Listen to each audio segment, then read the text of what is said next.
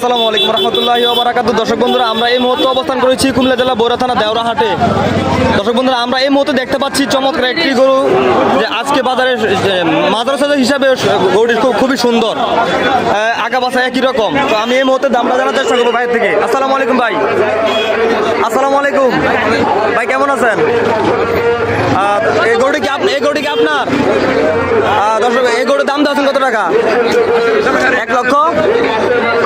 এই গরুটির দাম দেওয়া হচ্ছে আজকে 1,30,000 টাকা। তো কাস্টমার পর্যন্ত কত টাকা বলছে? কাস্টমার কত টাকা বলছে পর্যন্ত? 90,000 টাকা বলছে। দর্শক বন্ধুরা, 1,30,000 টাকা দেওয়া হয়েছে এই গরুর দাম। তো কাস্টমার 90,000 টাকা পর্যন্ত দাম বলছে। গরুটির ওজন কতটুকু হতে পারে ভাই? দর্শক বন্ধুরা, এই গরুটির ওজন হতে পারে 3 থেকে 3.5 মণ। এই গরুটির দাম দেওয়া হচ্ছে 1,30,000, কাস্টমার বলছে 90,000 টাকা। তবে গরুটি ওজন যেমনই হোক, সুন্দরের কারণে দামটা কিন্তু বাড়বে অবশ্যই।